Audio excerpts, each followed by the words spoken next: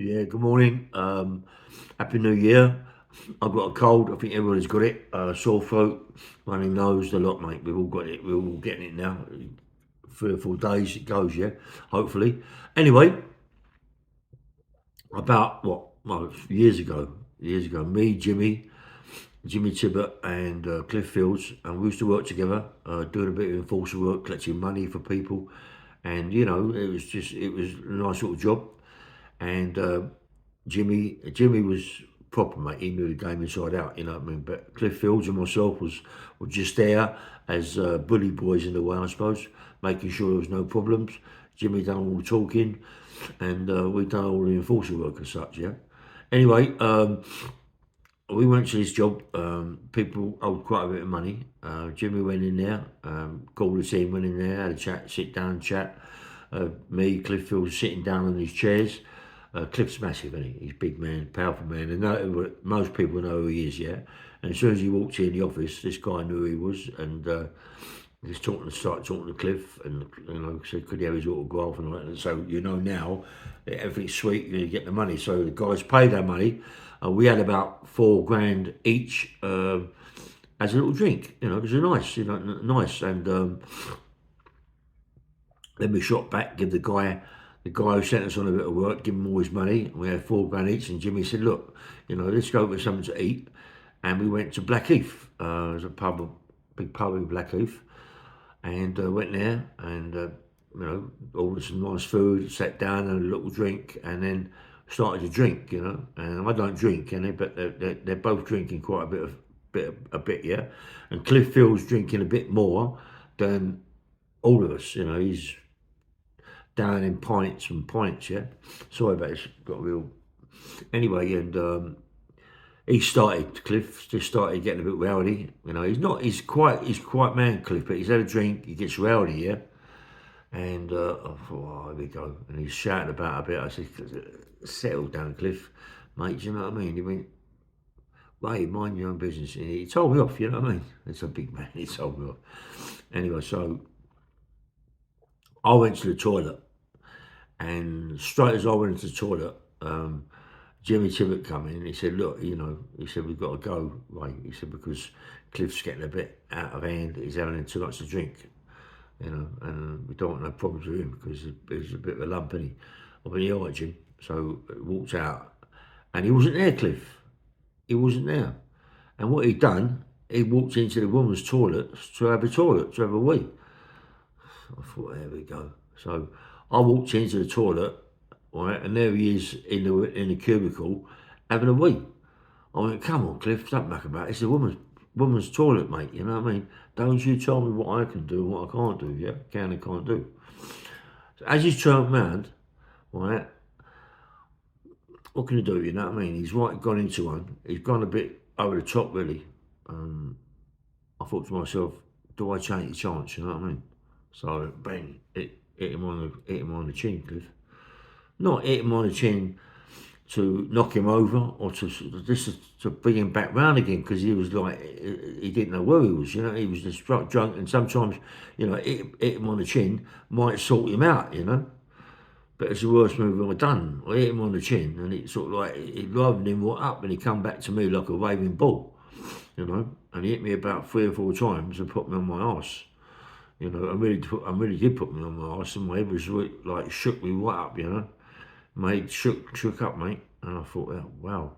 And then he sort of bent down and got hold of my hand, and as he pulled me up, I went bang. I hit him on the chin. He fell on top of me, and me and him, right? It's like a comedy, really. Me and him, like it's Cliff's to the right, I'm to the left here. Me and him looking at each other, laughing. Do you know what I mean? Just laughing, he's hurt me. I'm more like I ain't hurt him really. I'm more like just when I hit him on the chin the second time, he's more like just think it's a joke, you know what I mean? And rolled over on top of me, yeah. And we're both laughing. And I thought, yeah, I'm a nice guy, you know what I mean? He's like we become really, really close, me and Cliff, to both hit each other on the chin and both on the floor laughing about it. It's mates, isn't it? That's good. That's good mates. I'll never really forget that. I've not really said too much about that before, I was a bit embarrassed that he hit me on the chin like that, you know what I mean? And I went over, but that's life, isn't it? That's what happens. But he was, Cliff Fields was one of the greatest guys that I know, that I've ever been with. Jimmy Tibbet was didn't kept the fish all together. Jimmy was always strong, very strong person, very strong, and to eat to sort of like be in their company, be in Jimmy's company with Cliff. I felt quite proud. You know what I mean? And Jimmy's such a good talker. And this Jimmy Tibbet can whack, he can bang, and he left hook, right hook, mate, he's in trouble. And when I was in the Beckett with him, and we used to muck about, yeah, and he used to throw punches at me, and I used to say to him in the end, Jim, you've got to stop it, mate, you know what I mean? You've got to stop it because you're hurting me, you know what I mean? This ain't on, mate, you know what I mean? And all Jim used to do is to laugh. He used to laugh. He used to laugh all the time, muck about it, yeah, and think it was funny, and hurt you. I, you look back at it, you look back at it, I think to myself, yeah, man, he was like a proper guy, a great fighter, great conversations. The geezer could have a good conversation with. He loved, he's like his son, or his son's like his dad in a way, yeah. Young Jimmy has got can talk, yeah. The old man's exactly the same, you know what I mean? The old man's exactly the same, can talk, and the old man loves watches. He's got a thing about watches. I've had about 900 tissots of him, tissot.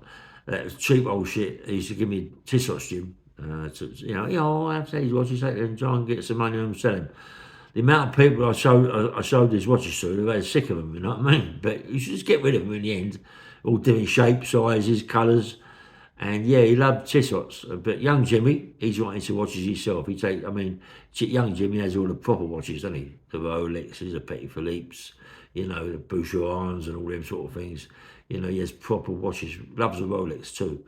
But, that's how he is. But he's took it through his dad. His dad loved watches, and so does Jimmy. And his dad was a proper fighter. And don't worry about that. Young Jimmy's a fighter as well. He can have it. He ain't no arsehole. I can assure you of that. A lot of people hear him talking and all this, that, and the other, but because he talks loud a lot, people take liberties. So I think take advantage of that fact. But he can march on, Jimmy. I mean, I personally think that sometimes it's easier. Like when I was on the door of clubs and this, that, and the other. Sometimes it's easier to try and talk to people, to cool them down, to relax them, rather than go in there and throw punches. Sometimes you can have a chat with people and they calm down, yeah. And you can just say, come, let's go have a little chat, you know what I mean, that sort of thing. And it's the same with young Jimmy. Jimmy's the same, good talker, and the old man was a good talker. But the only thing with the old man, he was good talker, but after what, I don't know, a couple of minutes, he didn't take any notice of him. He'd put one on you. And he'd knock you out, mate. He'd knock you out, break your jaws. He could really bang, and I had big respect for him, Jim. But as I say, when he used to muck about at me and hurt me, I should have to tell him, don't do it, Jim. You're hurting me, mate. You know what I mean? I wouldn't want to fall out with him, you know what I mean, because he could have a right fight, Jimmy Tibbet, the old man. You know what I mean? But we was friends, good friends. You don't fall out with friends. You know what I mean, like that. Anyway, and then after all this has happened, everything's happened between Cliff, Jimmy, and myself. Yeah, just something happened that I pulled away from everyone over certain things, and I get nicked again. And when I come out and things all this, that, and the other, and then I find out that Cliff's got in the pot, yeah. Cliff's got bad on the drink. Well, he was bad on the drink before, yeah, but got more bad on the drink, and this went the pot, yeah. And people were taking the piss out of him, taking liberties. But it seems to happen a lot, a lot of fighters get involved on drinking. Probably Billy Williams, they all get involved with drinking, and then for where you are, People take liberties with you, and you are not getting knocked out.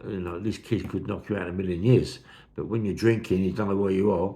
It's quite easy to hit someone on the chin and knock them out. You know what I mean? So a lot of them, that's the trouble, mate. Drinking is the worst thing you can do. You know what I mean? I don't know why fighters always end up drinking. You know what I mean?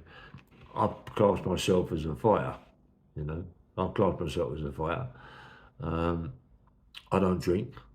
Maybe I went out to that place the other night, a big show with my mate Alan Dean, who's got a tattoo shop, Tattoo UK. I went out with him, and a load of us went to Windsor Safari Park and not so, sorry, the racecourse, Windsor Racecourse, and a big tent there, a big marquee, and there's a great big laugh. There's about 2,000 people in there, big dinner thing, and that's the only time that I've had a drink. I had about 12 bottles of beer, but very weak beer. I was pissed, mate. I was gone. That's the only time that I've drunk in 30 years as such. Yeah, since I come out of prison, and I just didn't like it. You know what I mean? I don't. I'm one of the people that think to myself, you have a drink, and and then people can take liberties with you. I like to be in control. I like to be in control of everything I do.